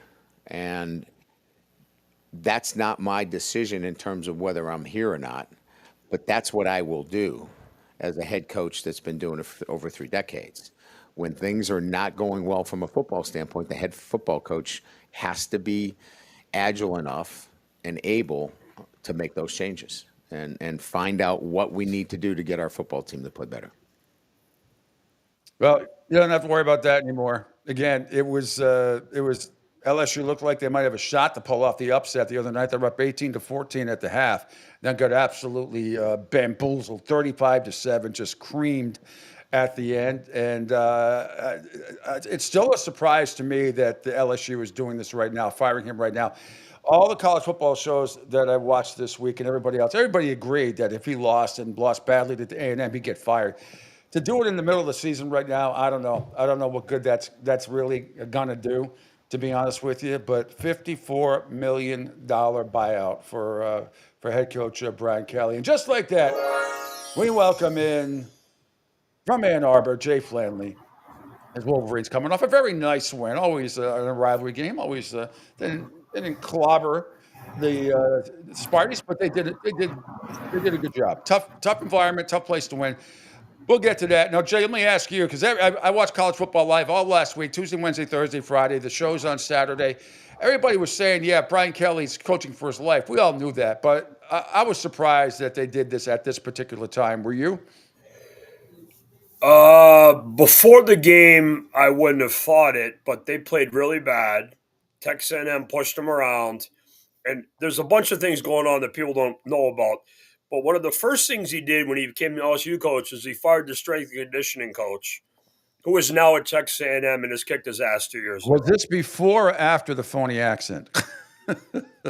Well, the good news is Brian has a lot of time to spend with his family. So, yeah, I mean, what an idiot. I mean, listen, I'm not going to come on here. I usually don't do things like what I'm about to do. But if you follow and understand and talk to a lot of people around football, pro and college, 75% of the people who will talk to you about Brian Kelly will tell you he's a complete effing asshole. And the other 25% will go worse. I mean, there's the Robert Saleh, Matt LaFleur story when he was at CMU. If you know that story. Yeah. I'll tell that one right now. Yeah, tell that one. These two were GAs for him at Central Michigan. Matt LaFleur, the head coach of the Green Bay Packers, and Robert Saleh, who everybody likes, is the defensive coordinator of the 49ers now, and he was the Jets head coach. We all know how that ends. So when Todd Bowles was there, he was allegedly stupid. So it's around the holidays, Thanksgiving, Christmas time, and he says, "Hey guys, come on over. I'm having a party tonight. Let's come on down and come to my party at my house." And they show up to meet him, and Brian greets him, and he has them park cars. Yes, I heard that. And sorry, my Scotty Terry just came. Well, your reaction to it is usually that story. Now that you say, I have heard that story before. It's horrible. It's absolutely horrible. How and there's a million of these. And again, I'm going to go completely low because that's what I do. I'm Ric Flair. I'm the dirtiest player in the game. When I want to load your ass, I will. When he was at Notre Dame, he put one of his student managers up in one of these towers to film practice, and there was a windstorm, and the kid got killed. I remember that too. So these are just two of the nice things, and I'm not even talking about how he acted and behaved Saturday. And you saw there's videos of it, and there's other videos. And by the way, there's videos of this for a lot of coaches doing stuff like this. The difference is he gets out with this guy because people hate his guts. He's a jerk, and he foolishly left Notre Dame and said, "Well, they can't win natties here. Marcus Freeman disagrees. They're competing in every year pretty much since he's been in charge. And, just he's a jerk. I mean, if you want me to come he's a great guy. Yeah. I agree with everything. I've heard all the same things. Again, I hate to shit all over a New England coach, but the stories are exactly what you said. I've heard all of them, and they're terrible. He finishes 34-14 over 4 years at LSU, winning just under 71%. Not good enough. We know what his record is. And one of the big reasons why I thought he had a shot the other night was because he was 20-1 at home in night games. Now 20-2, and it certainly seemed like at the end of the first half when they had the lead that they were playing some decent football. They had a shot, but then Texas A&M just steamrolled them in the second half. I mean, it wasn't even close from the get-go. So now Frank Wilson's going to take over. You mean almost like the strength and conditioning coach became part of the factor? Yeah. By the way, that guy was at LSU for like 30 years. The guy that he fired. So I'm trying to. I don't know. I forget the guy's name, but anybody can look it up. You'll know it. Trust me. Yeah. Put his thumbprint on the program. I can't stand that. It happens in broadcasting all the time with some idiot GM because they listen to some fucking idiot consultant comes in, no matter what, or the loyalty, which there is none in broadcasting either, try to put their thumbprint on the station. They're going to change things. Even if the station is number 1 or number 2 or whatever, we're going to come in. I'm going to show you. Watch what I can do. And then... Very similar to what Rick Pitino did when he took over the Celtics. Very first thing he did was fire Red Auerbach. That was a complete disaster. Same thing with Calipari and the Nets back in the day. It was an absolute disaster. But now let's see, we got UCLA, we got Florida. We're going to have Florida State because Norvell's going to get fired, and they're going to have increments of buyout. Now Kelly's buyout gets it's conditional. If he gets another job, then they only have to pay a certain amount. So now his name, I'm sure, is going to be bantered about. I don't even count Penn State anymore because I believe, like you do, that Matt Rule, they will make the lateral move. It's the dumb move, but they're going to make the lateral move. But you still have UCLA open. You still have Virginia Tech open. You're going to have Florida and Florida State open. And I'm just wondering if they will come and knock Texas. They squeaked that up. I knew Mississippi State was going to. That's another. The Texas Longhorns, to me, are like the Pittsburgh Steelers. So overrated and overhyped, it's ridiculous. But that's going to be open too. You think Sarkisian's going to get fired? There's going to be no. There's going to be There's going to be 2 big name jobs. Texas, and I'll talk about the other one here in about 2 minutes.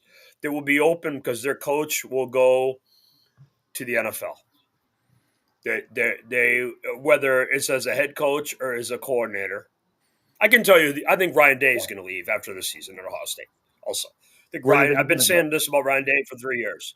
I think Ryan Day might NFL head coaching job. Well, he's been linked to the Chiefs for a whole bunch of years, so look that up. Yeah. And I'm not the only first person to say this, by the way. Oh no, I'm with you. I'm not when he completes the hand, Pete. When he has the 5 to show everybody, you know what I'm talking about. Mm-hmm. Brian Day, he can leave because he's going to have this thrown in his face. He has this thrown in his face every year when he walks around town with those C-Bus people. You know what that is? He's going to have this soon. He's going to have this. He's going to have a ton of offers. 5. There's no question about it. After Charlie Brown gets fired, Mike McDaniel. There's going to be a lot of it. There'll be. By the way, we're going to talk about that yesterday. His team played yesterday. The other team didn't. Well, Kirk Cousins was terrible. That was an awful. Well, you're right. It was terrible. Good. And I'm glad the Falcons are going to come to Foxborough next week and get their butts kicked even more. But that was they were. You're right. Watch them play next week. Atlanta showed up against Miami like Miami showed up last week against Cleveland. Yeah, but I'd fire them both. You fire both coaches. Yeah. Is it that hard to show? Look at what Vrabel's doing. Gonna be coaching. And I know he's got the quarterback, but their team is very average around him, and he's elevating these kids. And hey, listen, what you just said about Kirk Cousins, great. Don't pay his ass $35 million a year. He stinks. Everybody knows it. So he went to a really bad college. So, well, I don't think the Patriots have a lot of average players around them. I think Drake May has elevated everybody's play. They're unselfish. They play hard. They play hard, and they were the first. Jay, they're the first team since 1950 in the first 8 games to not allow a 50-yard rusher. That's something. I mean, that's an I did unbelievable. not know that stat. Mike Reese had that stat last night. Yeah, that's an unbelievable stat. So it just going to keep doing what they're doing. The only troubling during this 5-game winning streak is every first drive they give up a touchdown, but then they annihilate everybody right after that. I'd like to see them stop. Make adjustments. They do. I thought Josh McDaniel offensively made some incredible adjustments. Myles Garrett, I understand his frustration. He was a beast yesterday. Don't resign there. Don't resign there, Miles. That's your hope. You're the problem. And I don't know how you felt about it. They took him out of the game when the game was out of reach. I know he wanted to play the last 4 or 5 minutes because the Patriots still had their starters, and even though they're running basic plays. Get some sacks. But I mean, if he gets hurt, and I know you could say that about every time, but if he gets hurt there, you really want him in when you're down by 3 touchdowns with like 4 minutes to go.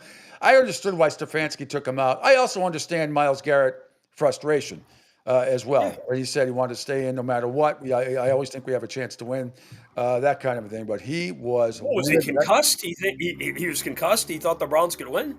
Yeah. I mean, I thought he was going to turn green like the Hulk. I mean, I thought it was real close. He threw that helmet. I saw too how pissed he was. Yeah. I mean, some of those sacks he had.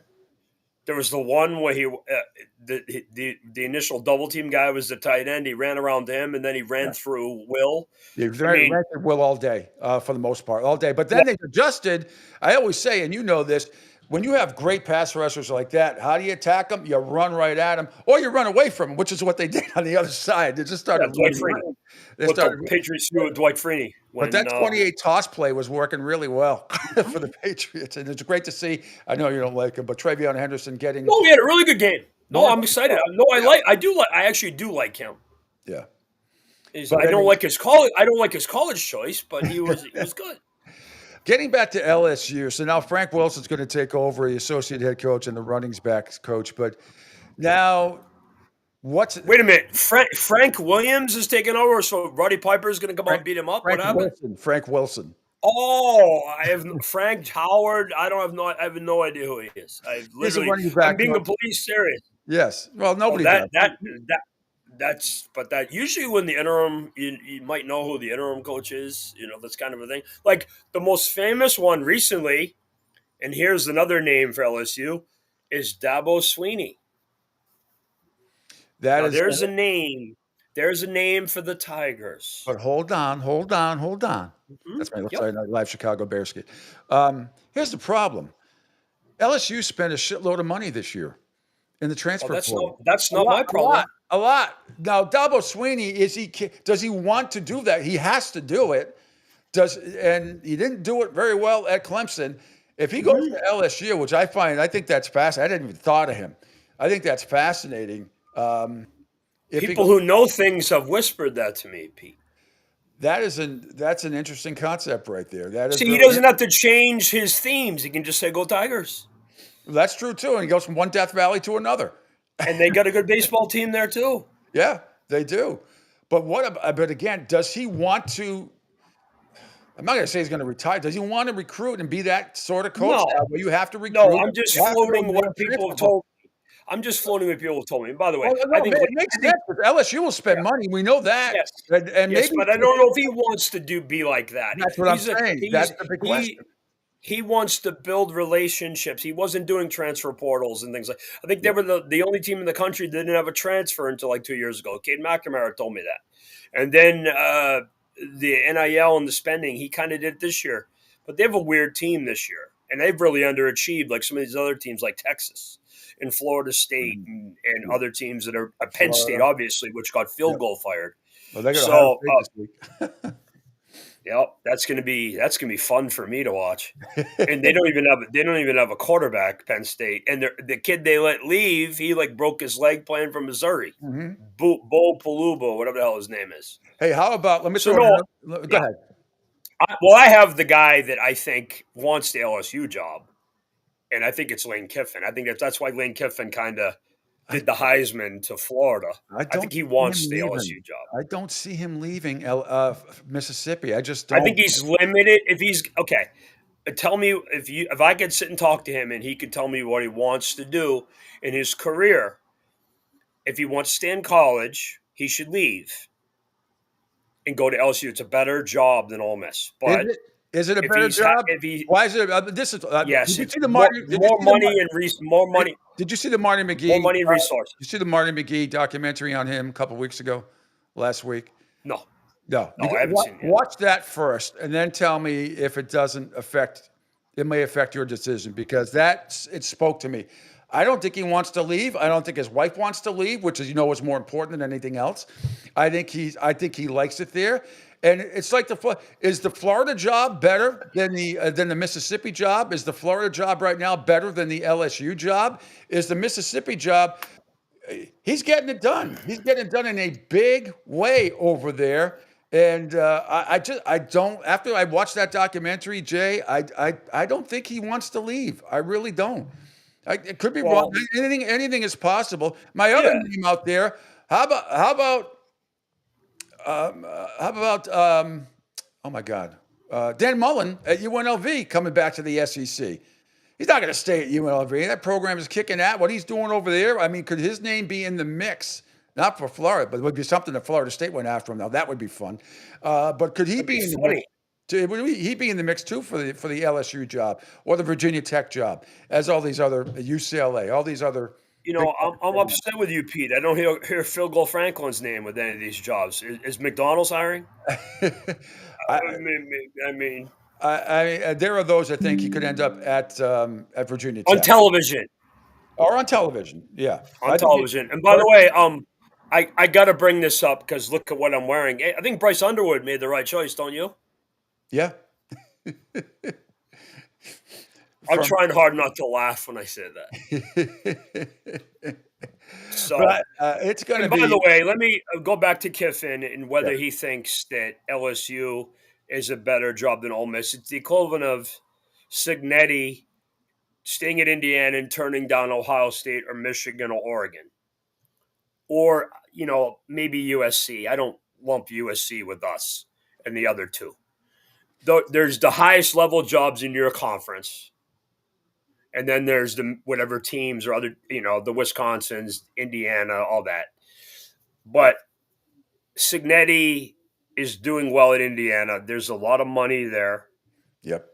It's more of a basketball school, so they're not going to go around with blowtorches every time he goes 9-2. And it's a different place. Ole Miss, he's done really well there. But again, they were in a cage match with Oklahoma. The game they lost, I'm trying to remember, was it to Georgia? They got better players than them. But that's why they lost. It was right down to the wire. They're 35-30. I mean, that was the, No. What was the game? Didn't they lose? Is that the one game Ole Miss lost? I thought the game they lost was like 38-20. Or they were just whoever they lost, they lost to like better players. I thought they lost. I don't think this is a great Georgia team either. They lost to Georgia 43-35, and that came right down to the wire. Okay. And by the way, this isn't a great Georgia team. They ran your buddy off, who's at Miami, which is both good and bad because he's a big time talent, and they got Herbie. In there playing quarterback. Here's the other thing about what you're saying. I don't know what Miami's supposed to do. They clobber Stanford. They're down 7-0. They scored the next 42 points. They not only cover the spread, they cover the over, and they drop one spot in the poll. What are they supposed to do? The people who don't watch games, Pete. People don't watch these games. It used to be back in the day that the head coach would hand the card to somebody like me to have him fill it out. Here's the other thing. Getting back to Lane Kiffin. Getting back to Lane Kiffin as well. I was talking to, I have Mia O'Brien on once every couple of weeks. She's great. Used to be a 10-10. Great Jaguars reporter. She's awesome. Jaguars and she's very close to the Gators. She told me last Thursday, I believe, that she had spoken to people close to the Gator program, and yes, they are willing to pay Lane Kiffin about $14 million a year, or $5 million more than he's making now. And what I told you last week? Her sources are telling her that, they can offer him that kind of money, but that the feeling around is that he does not want to leave Mississippi, doesn't want to do it for a variety of reasons. Well, give him 100 million reasons to not want to stay at Ole Miss. Again, And certainly. that's what I think. I mean, for 100 million reasons, I could wear Ohio State stuff. So Now that I don't believe you. no, I didn't say I would wear it for a long time. I could wear it. You give me, you put it. Everybody's got a price. Mine starts at $19.95. So I mean, in 4 installments. No, I mean it is.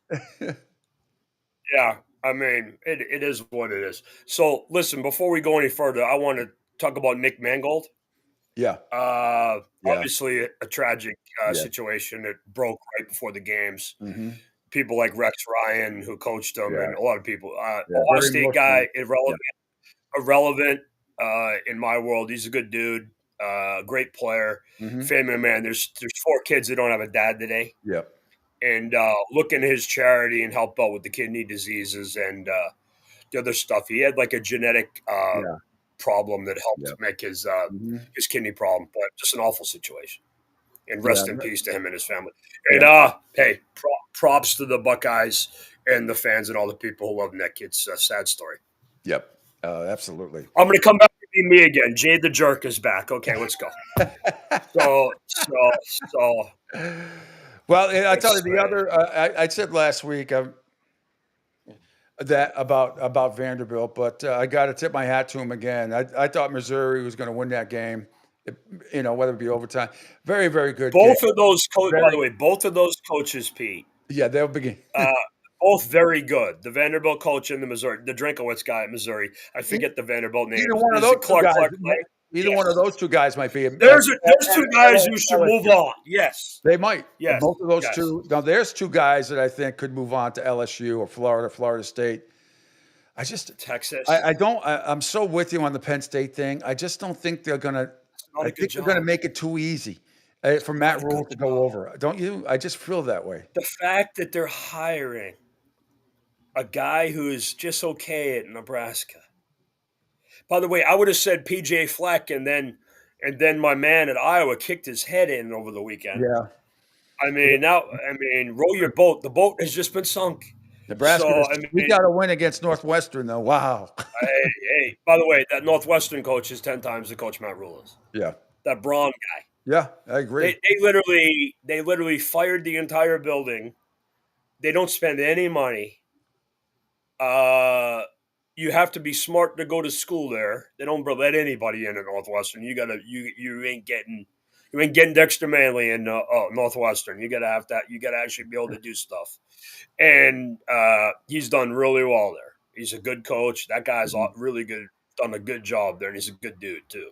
Yep. You don't have to worry about him putting the kid up in a tower and get him killed in a windstorm. Yeah. So it's just it's crazy that these guys that keep failing up. I mean, Matt Rule. So it's like, but it's gonna be hilarious to see. By the way, to see what team that ends up with James Franklin. But I saw Kraft at Penn State just have nothing but praises for him. And then Matt Rule a couple of weeks ago, it seemed like he was filibustering for I was like, if I'm on that, listening to that, I'm like, stop it. Absolutely stop it. But it's embarrassing. And by the way, Pat Kraft's going to ruin his career hiring that idiot. I mean, it's not going to work. I would think boosters would be outraged, right? Wouldn't boosters want to go after, at least make a significant offer to a Lane Kiffin to some? I mean, at least show that you're going to make an effort. Now, I know they have to interview a bunch of people. Urban Meyer. Yeah, well, his name's been bantered about too lately. Wow, amazing! It's amazing that I keep bringing that up. Maybe people are telling me stuff, Pete. His name is coming up. There's still the John Gruden thing out there about having ties to the Florida Gators. That's not a dead issue yet. Did you see what RG3 said yesterday about LSU? RG3 is out of his fucking mind if he thinks Honey Badger's going to be coach at LSU. Are you nuts? I mean, he's still chasing Tom around during the Super Bowl. You got to be So kidding me! I mean, that is such a horrible take by RG3, and if somebody's it telling him wasn't. that, It he's wasn't. listening to it. Oh, I know, but it wasn't. It wasn't a take. He's telling you that the guy texted him and said, "I want to be the coach." Yeah, That's well, that's different. that. I could text Pam Anderson and say, "I want to be your husband." That doesn't mean it's going to happen. So I've been doing that with Christy Brinkley for almost 40 years. She hasn't responded. Not in a million times, 10 million times, 100 million years is Honey Badger going to be the next head coach at this juncture for LSU. That is beyond delusional. I mean, that's like, if a 9-year-old said that to me, I would accept it. But I mean, you got to be kidding me. RG3, I don't care what he texts you. Doesn't matter. You know what? Ed Ogeron has a better chance of coming back. And I don't discount that either. I don't completely dismiss it either. He's got more stuff in the closet than you don't even begin. I mean, oh my God. Yeah. I'm saying nothing would surprise me. Wow. Because his name's been bantered about out there too. But if I'm LSU, I know they have to look at Lane Kiffin. I don't think Lane's. They should call James Franklin. That would be massive mistake. Dan Mullen, I could see coming over there, and Dan Mullen with that kind of a budget, I think he would succeed. I think he would do a really good job. Okay, so help the people out, Pete. Talk about why he got fired at Florida. He got fired at Florida because he was part of Urban. He was part of Urban staff, by the way. He made some offhand remark about recruiting, and I hate using the phrase "taken out of context," but it was taken out of context, and it made it seem like recruiting it was going to be automatic, and he didn't have to work hard enough at it. It was really overblown. I thought completely overblown, especially for a guy with 30 games over 500, for God's sakes, at Florida. It was just completely overblown, and he got dismissed because no coach can coach Florida since Steve Spurrier. After 4 years, you automatically get fired. They got to get their heads out of their asses up at the swamp and realize. And Strickland, the AD, he's hanging on for dear life. Yes. Because they could have fired his ass too. Yes, and there's problems with the baseball coach there again too. That's also going on. Baseball coach is gone. I know. Going into the major league. He's got no. That's not. No, you're thinking of Vitello. That's the Tennessee coach. The Florida coach. Yeah. The Florida coach took a leave of absence. You can figure out what that means. Where he is. Yeah. Might rhyme with Betty Ford. Yeah, I get that. So because he's been dealing with some stuff. Yeah. So I'm just that's what's out there. That's not what I'm saying, but that's what I'm hearing. Yep. So well, I just think between, there's always going to be, is the UCLA job intriguing? How much money can they, be UCLA? That's where Franklin's going to go. That's what I think. That's where Franklin's going to go. I think that's a good spot. That's what job. That's when people will hire him. You can go 8-4 there, 9-3, and be fine. Which you'll do. Yeah. Yep. Yeah. And the three good teams he plays, he'll lose to. It'll be a little bit of buzz back to that program, but still. I don't think he's ever going to get a big time job again. I don't think James Franco's ever going to get a big time job. Is UCLA a big time job? Power 5 school, Power 4? No. I mean, after I don't think it is. I don't think it's going back to like Terry Donahue. I don't think that's like 30 years. Yeah. I don't think it's a big job. I mean, it's a bad setup. They should hire the interim guys that are there now, Skipper and Junior Neuheisel. They should hire those guys. Well, he's not going to hire guys. You won't get 100,000 people like they did at Penn State. I mean, it's not at the Rose Bowl going to be. He's going to have to do a lot. That's the other part of the problem. That's the other part of the problem. Their stadium and the college campus is like an hour apart. Yeah. I mean, I live 2 blocks from the big house. I mean, it's right there, baby. I could walk over there right now. Yeah. The right guards are there to let me in. So I mean, it's it is what it is. It's just I could see. Could you see Franklin at Virginia Tech? I could see that too. That's another one. Yep. But again, that's not the Frank Beamer teams. I mean, Arkansas is going to be. UCLA, Arkansas. Virginia. I mean, that's another one where You know, they fired Arkansas should hire. There's where a place that should hire Ed Ogeron. Arkansas. Mm-hmm. A dirtbag program with a guy who's got some stuff. Yeah. That's why Petrino's back there right now. I mean, Yeah, has he he's been in not the doing news great. lately? He's not doing great at all. It hurts me. He's such a quality human being failing, Pete. Well, it's just a bad look on the motorcycle. We've all driven around with, you know. That happens. I'm not getting even. I'm going to waste my time with. I'll tell you another Bobby guy who's going to be Petrino. gone too. You know who's also going to be fired? Hugh Freeze.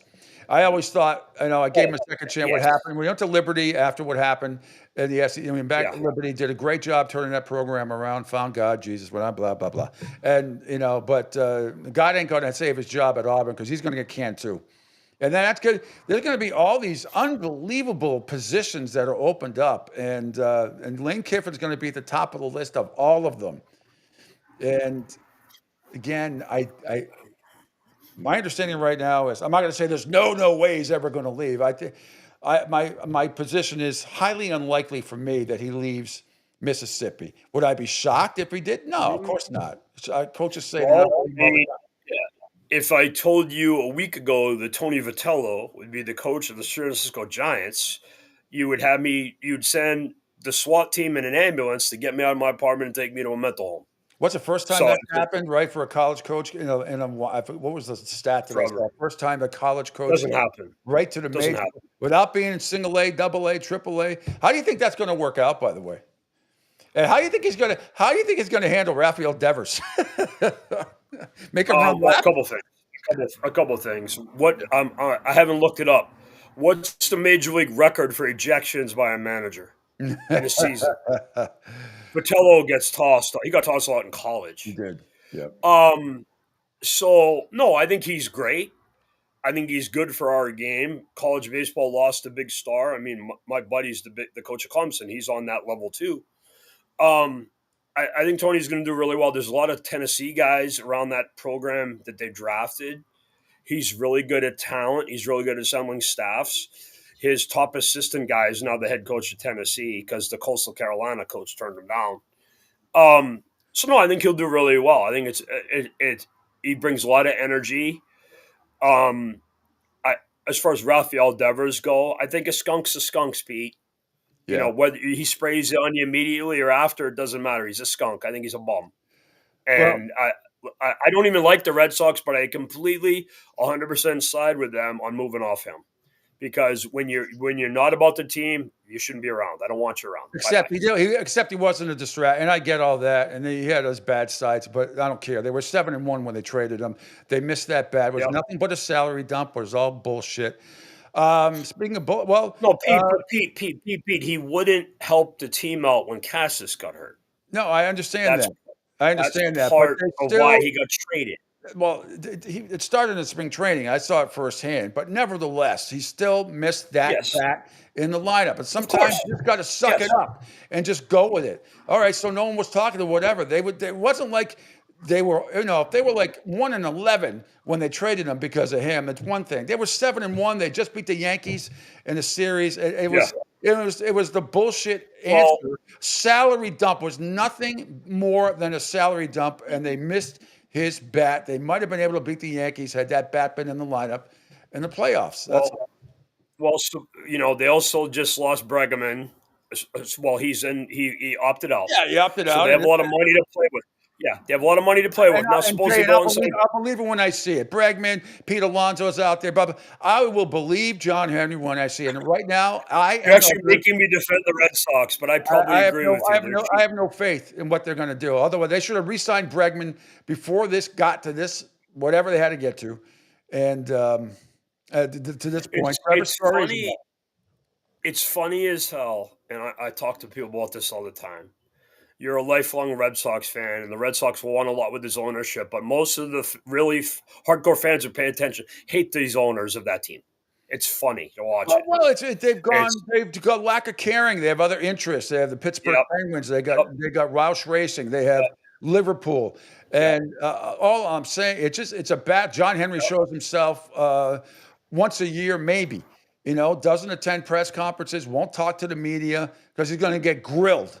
if he does. Yep. And rightly so. And when they're 23rd in payroll, that's a joke. I mean, that doesn't happen. Is that true? Yeah, they should never be under the top 5. Yeah, it's awful.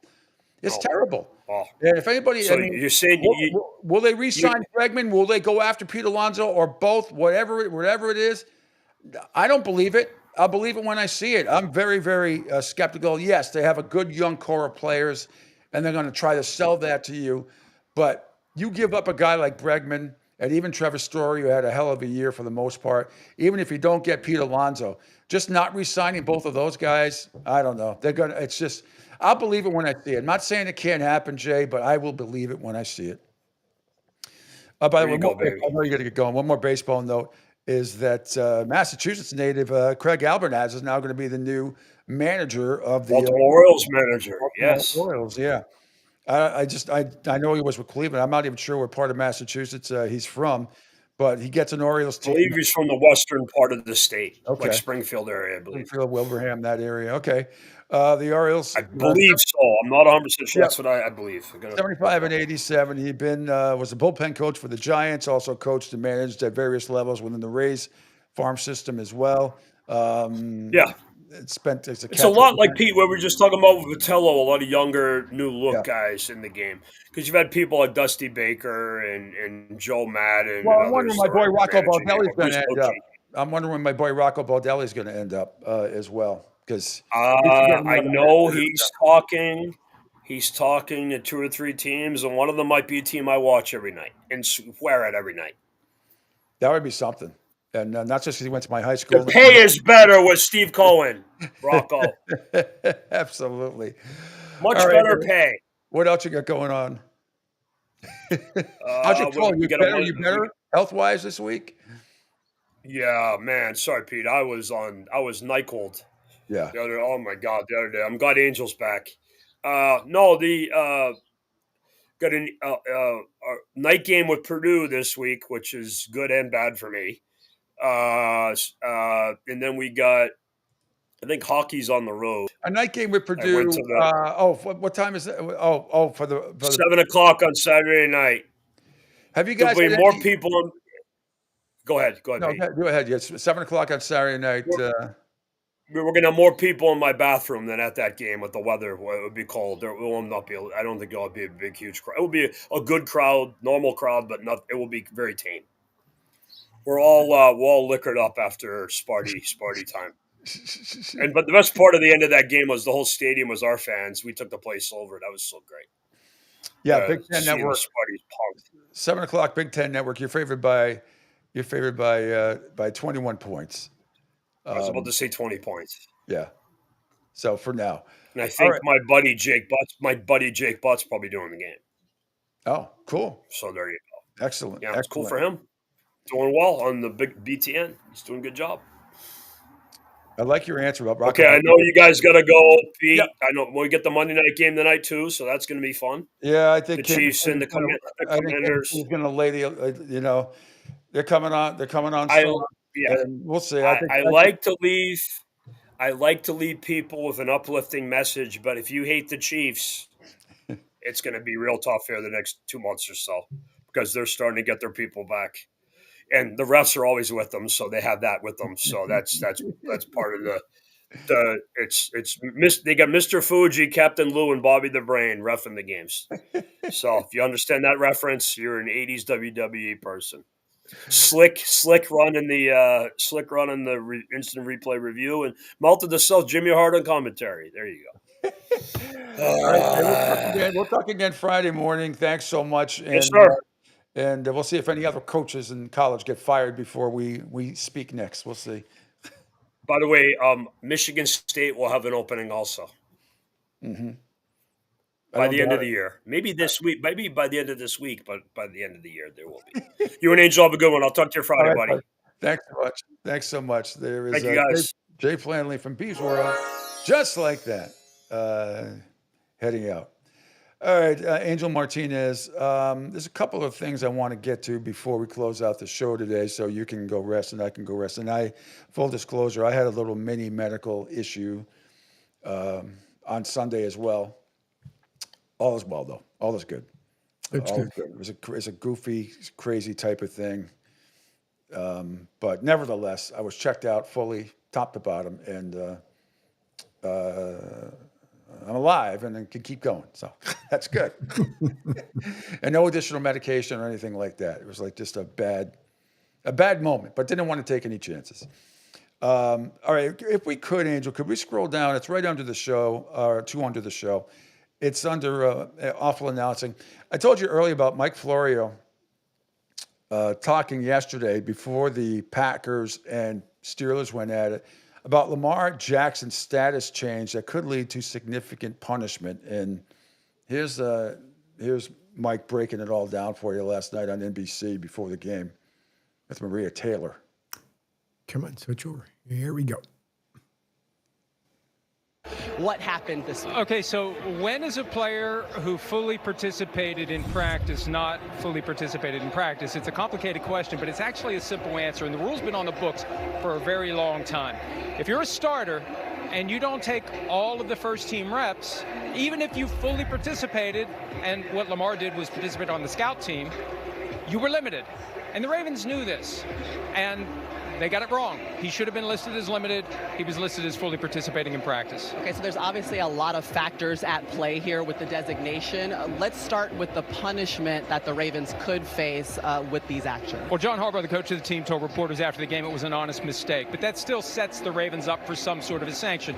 The question is, when the league looks into this, will they determine there was some sort of an effort to conceal his true status by saying he fully participated? Maybe the Bears would think he's going to play. If they find something like that, the punishment could be worse. And for now, the Ravens are looking at fines. Okay. They're looking at the potential loss of draft picks, and even suspensions are on the table based upon what the NFL may find out. A source told me today the NFL understands, given what happened in the NBA, it's very bad optics. And as the source said, it's an opportunity for the league to make a very strong statement on a very important topic and look for all other teams to go back and look at their procedures and make sure they get it right going forward. Hey, look.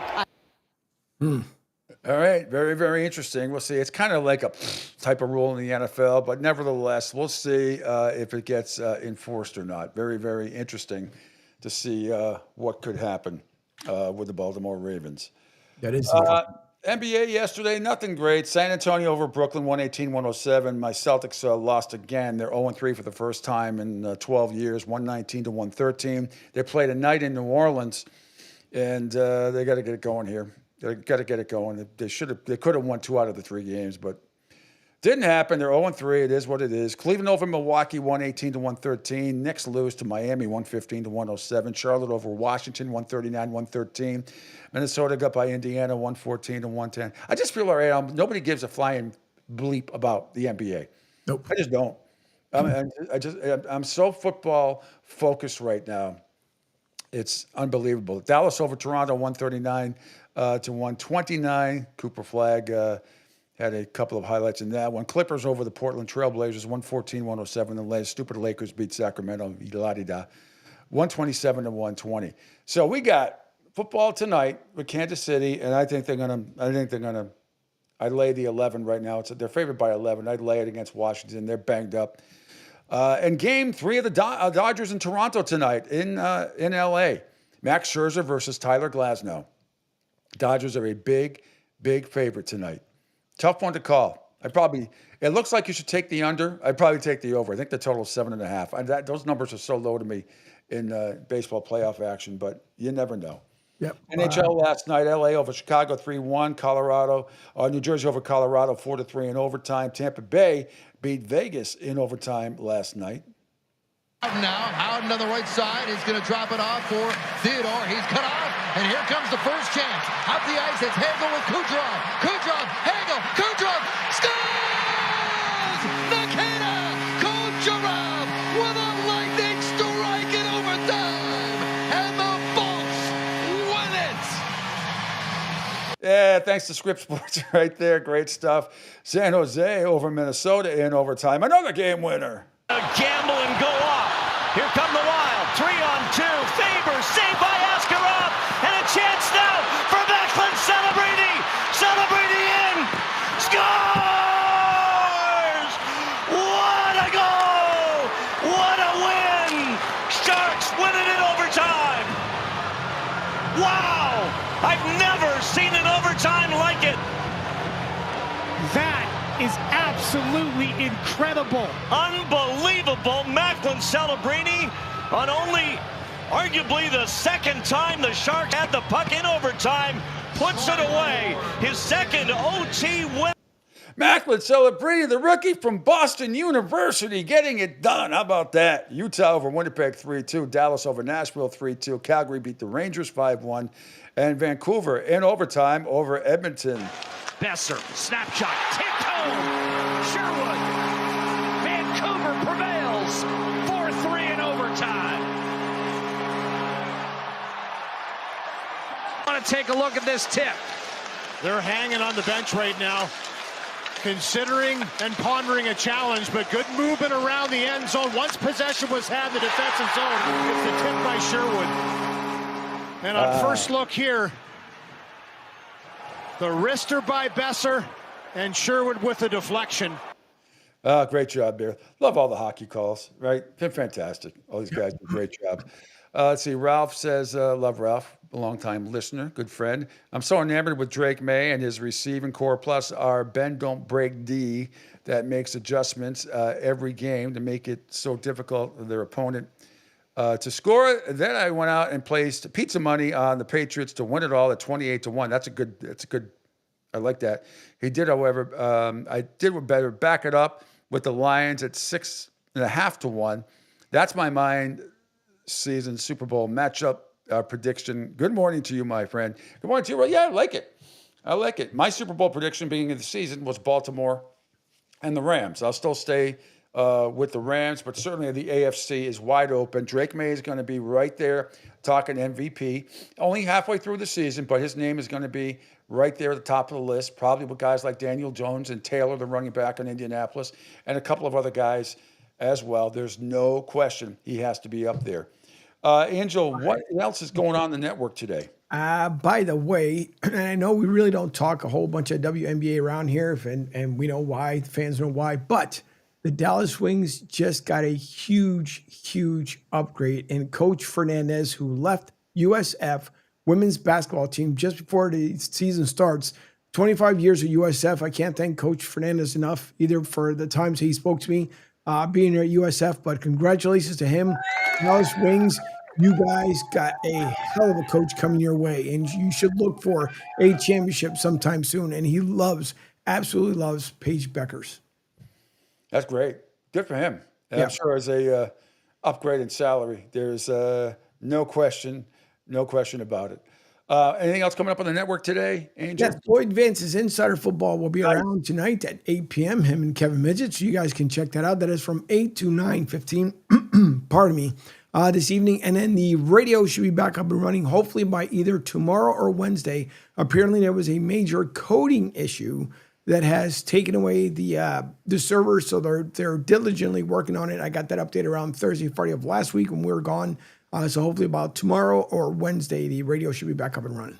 All right. And also there is, those of you who have YouTube television like I do, I didn't know this was a thing till the other day. Apparently it's like one of those things with DirecTV with, now YouTube TV is having a problem with all the ESPNs. Oh, Jesus. That it's one of those situations where it usually comes down to the wire. You know, was it DirecTV was having a problem with Fox, right? Yep. Earlier, whatever network it was. Now YouTube TV has got some sort of payment issues with ESPN, all the ESPN brands, which they could lose. And like I said, I reached out to them like, you do that, I go to Fubo. Real simple. I mean, there's plenty of other options for all of us if that happens. The prices are all around the same. Right. So hopefully it won't happen, but for those of you out there that have YouTube TV like myself, go on the webpage and try. I don't know, that's like Save ESPN. YouTube TV, you'll see it. They keep flashing it up all over the place. Angel, it's great to have you back. Great to have you back. Thank you. Great to be back. So tomorrow, another great show lined up. Probably Bill Burt from the Eagle Tribune and a couple of others will recap Game 3 of the World Series. There'll be lots of NFL and college football news. Still didn't get a chance to hear from Mario Cristobal and Carson Beck, which we will do tomorrow, I promise you. I am Pete. Thanks, everybody, for checking the show out here on the Coastal Sports Digital Network. I'm back tomorrow at 7 in the a.m. Have a great and safe rest of your Monday, everybody. See you.